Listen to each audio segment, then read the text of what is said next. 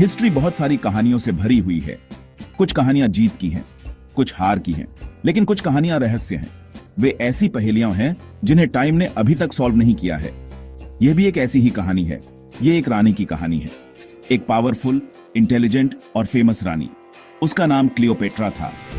वह इजिप्ट की लास्ट फेरो थी। उसकी कहानी उसकी डेथ के साथ खत्म नहीं हुई। इनफैक्ट उसकी डेथ से सबसे बड़ा रहस्य शुरू हुआ। वह कहां दफनाई गई है?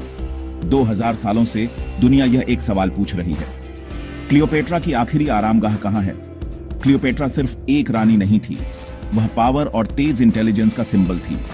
उसने बहुत मुश्किल टाइम में इजिप्ट पर रूल किया। रोमन एम्पायर हर दिन स्ट्रांग होता जा रहा था। वह अपने रास्ते में आने वाले हर किंगडम को निगलना चाहता था। क्लियोपेट्रा यह जानती थी। वह पॉलिटिक्स समझती थी, वह पावर समझती थी। उसने रोमन से अपने किंगडम को प्रोटेक्ट करने के लिए पावरफुल अलायंस बनाए। वह बहुत सारी लैंग्वेज बोलती थी और अपने कैप्टिवेटिंग चार्म के लिए जानी जाती थी।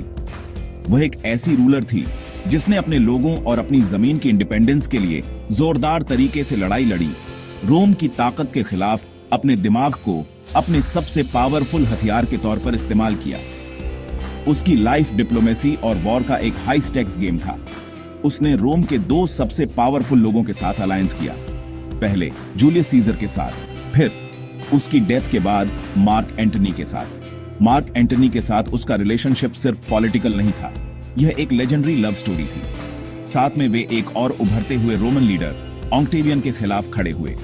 उन्होंने अलेक्जेंड्रिया को अपनी शानदार कैपिटल बनाकर एक ग्रैंड ईस्टर्न एम्पायर का सपना देखा, लेकिन डेस्टिनी के पास कुछ और प्लान था। उनकी कंबाइंड फोर्स ऑक्टेवियन की आर्मी के लगातार मार्च को रोकने के लिए काफी नहीं थी और उनका सपना टाइम की रेत में बिखरने वाला था। पावर के इस स्ट्रगल ने उसकी लाइफ के लास्ट चैप्टर की स्टेज तैयार की।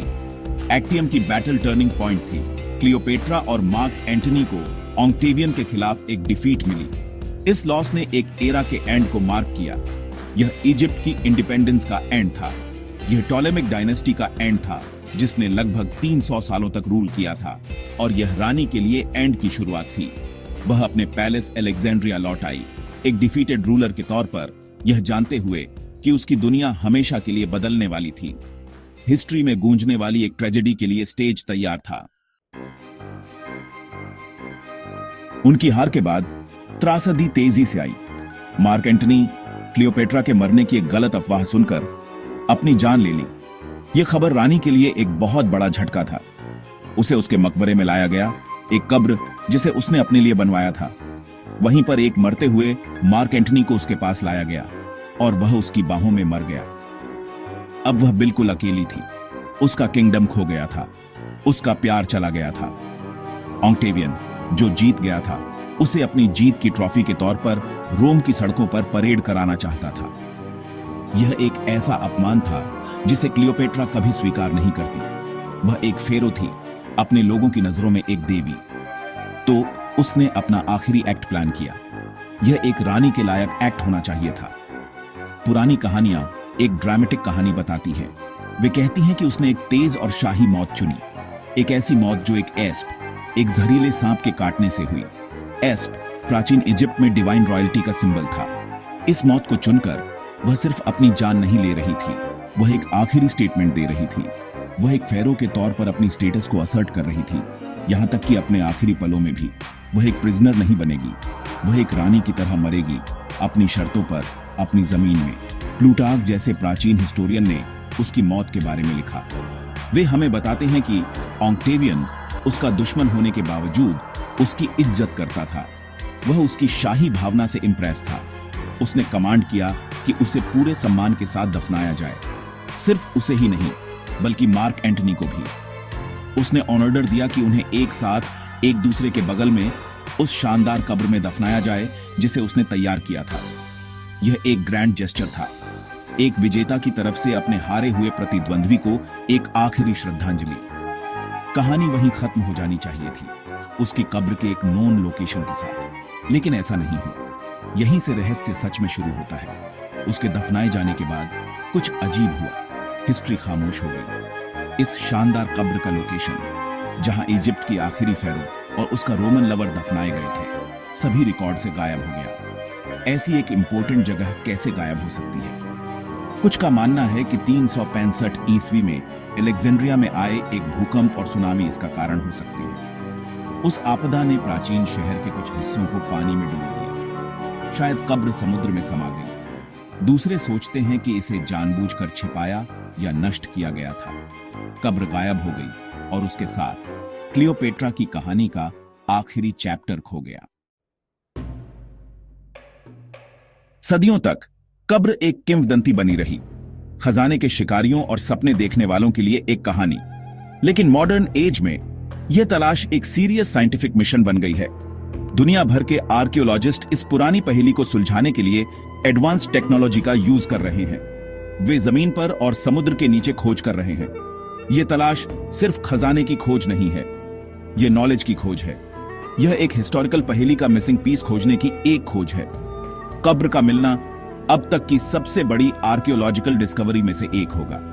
यह एक मुश्किल और चैलेंजिंग काम है। सबसे प्रोमिनेंट सर्च एफर्ट्स में से एक आर्कियोलॉजिस्ट डॉ कैथलीन मार्टिनेज लीड कर रही हैं। सालों से उन्होंने अपनी खोज एक स्पेसिफिक साइट पर फोकस की है।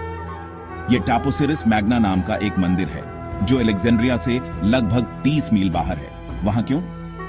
डॉ मार्टिनेज के पास एक थ्योरी है। उनका मानना है कि क्लियोपेट्रा चालाक होने की वजह से देवी आइसिस से जुड़ी हुई दफन की जगह चुन सकती थी। क्लियोपेट्रा अक्सर खुद को आइसिस का रीइंकार्नेशन बताती थी। टापोसिरिस मैग्ना इस देवी को डेडिकेट किया गया एक मेजर मंदिर था। यह एक रानी के लिए एक फिटिंग और सिंबॉलिक आखिरी आरामगाह होगी जो खुद को डिवाइन मानती थी। टापोसिरिस मैग्ना में काम धीरे और पेंसटेकिंग रहा है। यह एक विशाल घास के ढेर में सुई खोजने जैसा है। लेकिन टीम ने कुछ एक्साइटिंग डिस्कवरीज की है। उन्हें मंदिर के नीचे गहरे टनल मिले हैं। उन्हें क्लियोपेट्रा की इमेज वाले सिक्के मिले हैं। उन्हें ग्रेको रोमन स्टाइल की ममीज वाले दफन शाफ्ट्स मिले हैं। ये खोज बताती हैं कि उसके शासनकाल के दौरान यह एक बहुत इंपॉर्टेंट जगह थी। हर डिस्कवरी पहेली में एक नया पीस जोड़ती है। यह टीम को उम्मीद देती है। यह उन्हें बताती है कि वे सही रास्ते पर हो सकते हैं, अपने अल्टीमेट गोल के करीब और करीब पहुंच रहे हैं। लेकिन चुनौतियां बहुत ज्यादा हैं। साइट बहुत बड़ी है, सुराग कम है। सदियों की रेत और मिट्टी ने मंदिर में छिपे रहस्यों को ढक दिया है। रीजन में पॉलिटिकल इंस्टेबिलिटी भी काम को डिस्टर्ब कर सकती है। और बेशक सबसे बड़ा सवाल है, क्या कब्र वहां है भी? कई दूसरे एक्सपर्ट्स का मानना है कि कब्र शायद प्राचीन अलेक्जेंड्रिया के डूबे हुए हिस्सों में हमेशा के लिए खो गई है। यह तलाश समय के खिलाफ एक दौड़ और मुश्किलों के खिलाफ एक लड़ाई है। यह ह्यूमन क्यूरियोसिटी और पास्ट से जुड़ने की हमारी गहरी इच्छा का एक टेस्टामेंट है। क्लियोपेट्रा की कब्र का न होना हिस्ट्री के लिए एक बहुत बड़ा लॉस है। यह एक फैसिनेटिंग बुक पढ़ने जैसा है। बस यह पता चलता है कि आखिरी चैप्टर फाड़ दिया गया है। उसकी कब्र में सिर्फ उसके अवशेष नहीं होंगे, इसमें उसके टाइम के राज होंगे। हमें स्क्रॉल, आर्टिफैक्ट्स और इंस्क्रिप्शन मिल सकते हैं। ये चीजें हमें उसके रूल के बारे में ज्यादा बता सकती हैं। वे हमें उसकी कहानी का उसका पक्ष दे सकती हैं, न कि सिर्फ उसके दुश्मनों द्वारा लिखा गया रोमन वर्जन। हम मार्क एंटनी के साथ उसके रिलेशनशिप, उसकी पॉलिटिकल स्ट्रेटेजीज और उसके आखिरी दिनों के बारे में ज्यादा जान सकते हैं, सीधे उन एविडेंस से जो उसने पीछे छोड़े थे। सोचिए, हम क्या सीख सकते हैं? उसकी कब्र के अंदर की आर्ट और आर्टिफैक्ट्स हमें इजिप्शियन और ग्रीक कल्चर के अनोखे मिश्रण को दिखाएंगे जिसने उसके एरा को डिफाइन किया था। हमें पर्सनल आइटम, ज्वेलरी या यहां तक कि खोई हुई अलेक्जेंड्रिया लाइब्रेरी के टेक्स्ट के बचे हुए टुकड़े भी मिल सकते हैं। उसके अवशेष हमें उसकी हेल्थ, उसकी एंसेस्ट्री और शायद उसकी मौत की कहानी भी कंफर्म कर सकते हैं। यह हिस्ट्री के सबसे कंपेलिंग फिगर्स में से एक से सीधा लिंक होगा। कब्र के बिना उसकी कहानी का एक हिस्सा अनटोल्ड रहता है। यह मिथ और स्पेक्यूलेशन में डूबा रहता है, एक ऐसी खामोशी जिसे हिस्टोरियन तोड़ना चाहते हैं। अगर कब्र कभी मिली तो उसका इम्पैक्ट इनक्रेडिबल होगा। यह हिस्ट्री के इस पूरे पीरियड के बारे में हमारी समझ को बदल देगा। यह एक ग्लोबल इवेंट होगा जो दुनिया की इमेजिनेशन को कैप्चर करेगा। म्यूजियम नई एग्जिबिट्स से भर जाएंगे, किताबें फिर से लिखी जाएंगी, डॉक्यूमेंट्रीज बनाई जाएंगी। यह उन सवालों के ठोस जवाब देगा जो 2000 सालों से पूछे जा रहे हैं। कब्र का मिलना एक टाइम कैप्सूल खोजने जैसा होगा, प्राचीन दुनिया से एक सीधा मैसेज जो संरक्षित है और हमारे द्वारा पढ़े जाने का इंतजार कर रहा है। आखिरकार क्लियोपेट्रा की कब्र की तलाश सिर्फ एक बॉडी या सोना खोजने से ज्यादा है। यह सच्चाई की तलाश है। यह लाइफ के महान रहस्यों को सुलझाने की हमारी जरूरत के बारे में है। क्लियोपेट्रा एक पावरफुल महिला थी जिसने हिस्ट्री के कोर्स को शेप दिया। वह अपनी आखिरी कहानी बताने की हकदार है। चाहे उसकी कब्र मेडिटेरेनियन की लहरों के नीचे हो या एक भूले हुए मंदिर के नीचे गहराई में छिपी हो, तलाश जारी रहेगी, क्योंकि कुछ रहस्य इतने इंपॉर्टेंट होते हैं कि उन्हें अनसुलझा नहीं छोड़ा जा सकता। दुनिया इंतजार कर रही है, उम्मीद कर रही है कि एक दिन इजिप्ट की आखिर